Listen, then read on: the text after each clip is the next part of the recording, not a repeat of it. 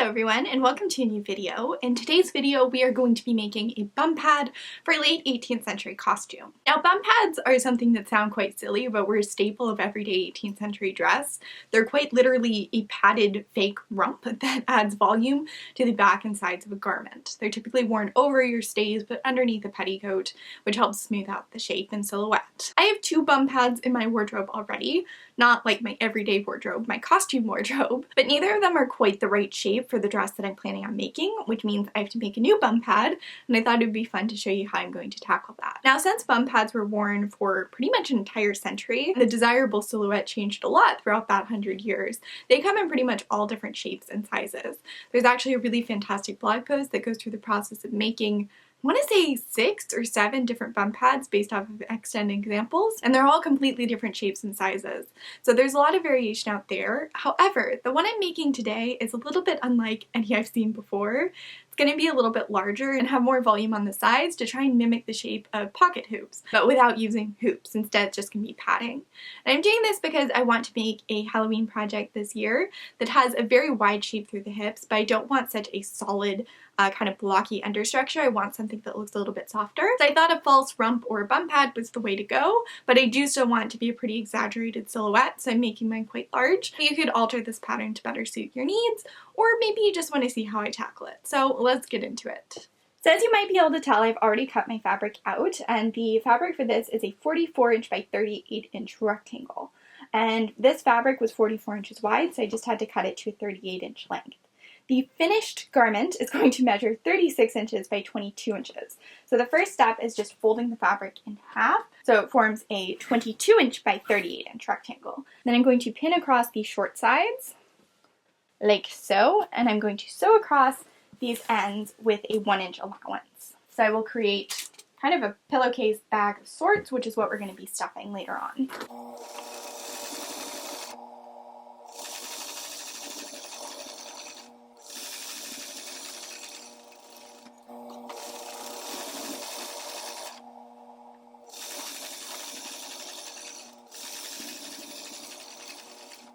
Now I'm just going to go ahead and remove all of the pins. I'm going to turn the garment right side out so those seams and raw edges are hidden away. And then I'm going to use a pair of scissors or something with a sharp point just to poke the corners out so they look nice and sharp. Now I'm just quickly going to go off camera and iron the seams because they're a little bit ugly, and then I'll be back. So now we have a beautiful 36 inch by 22 inch rectangle. And what we're going to do is take some tailor's chalk and mark lines from the bottom up that are 5 inches apart. After marking the 5 inch increments, you should have about 2 inches left at the top. And now I'm just going to connect those markings, and you want this marking to be pretty visible, and you want it to be pretty harsh because you're going to have to sew across them later on.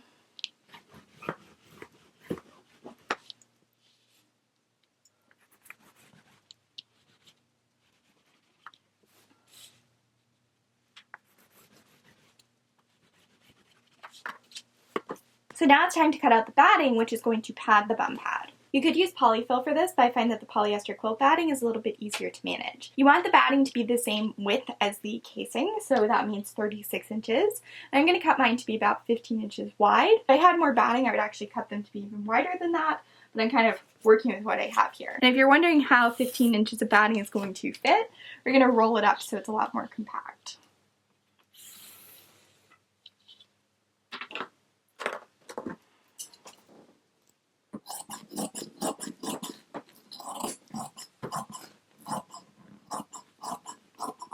So now I'm going to take one layer of batting and I'm going to roll it up just like so. I'm going to try and keep it rolled up as I stuff it into the casing. And you want to push it so the padding is below the line that you have marked, because you're going to stitch across that line. You don't want to be stitching across the batting. And you also want to make sure that you're keeping the top edge level as you're doing this. So now the first tier of padding is pinned in place, and the pins are on the line that I'm going to sew across, and I made sure that they haven't caught any of the batting within them. So I'm just going to stitch across this line.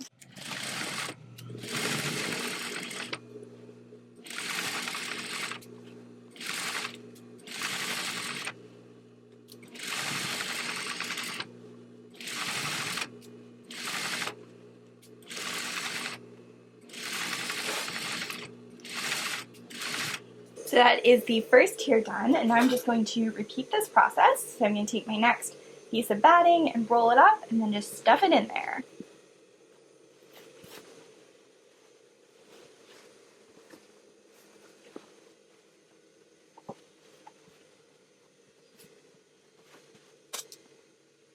And once again, I'm just pinning across that line and making sure that the top edges remain level.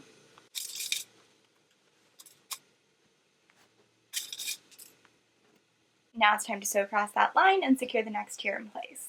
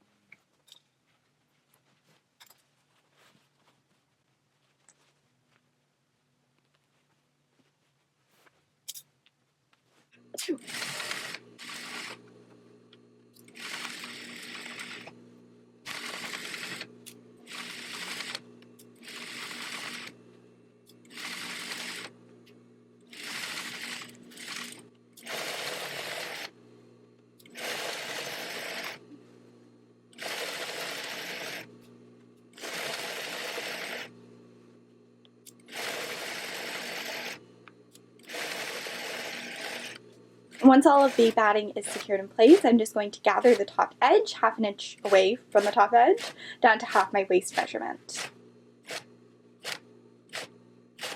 So now you just have to repeat all of those steps again until you have two puffy things.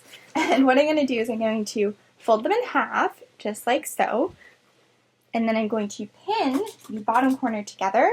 I'm just going to sew right across it and backstitch a couple times, and you want to repeat that for the other one as well. So that is what they look like finished, and now they're formed into more of a pocket hoop-esque type of shape.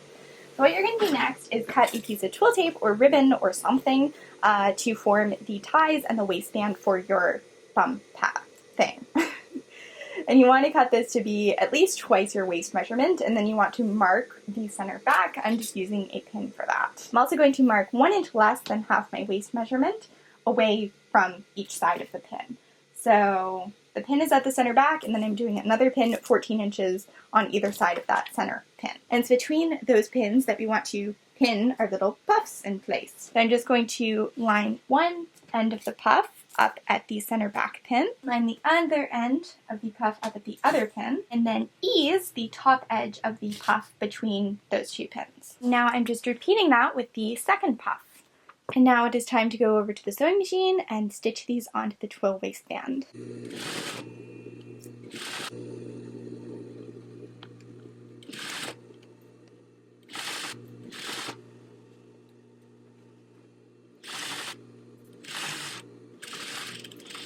Now I'm just going to go ahead and trim excess material off the top edge, and I'm being very careful not to cut through the twill waistband.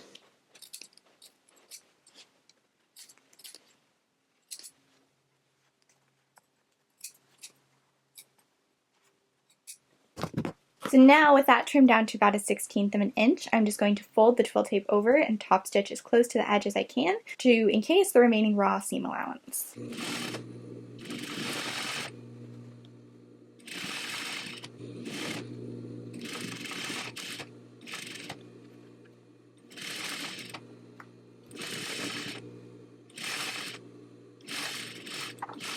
With the binding across the top edge, they're done. You just have to tie them around your waist and they're ready to wear. I'm overjoyed by how this turned out. I really like the shape. It's definitely got that shape kind of like a pannier where it makes the hips really wide, but adds a little bit more volume to the back, so it's going to have a softer kind of rounder shape. It's also going to collapse a little bit when I put a petticoat on top of it, but I'm hoping that it will retain the overall kind of shape, even though it'll be weighed down slightly and a little bit less exaggerated. I think this is going to be the perfect foundation for my Halloween project this year, and now I absolutely cannot wait to get started on it. So thanks so much for coming on this this little adventure with me. All in all, this project took about an hour, so if it's something you're interested in attempting, it's really pretty easy and straightforward to put together, and it only takes 2 yards of fabric and about 2 yards of quilt batting, and then 2 yards or so of ribbon / twill tape / binding of some sort. So it's a really pretty affordable and pretty fast thing to put together if you're looking to dip your toes into making historical foundations. And though I don't think this is particularly historically accurate, the shape I'm going to end up with will be, but I haven't seen a bum pad quite like this one before. I was just making something that suited my needs, but I have seen the similar ones that are much smaller, so you could definitely size this down to create something more historically accurate if that's your interest. So thanks so much for watching, I really appreciate it, and I will talk to all of you guys very soon, maybe with a video about my Halloween project. Who knows?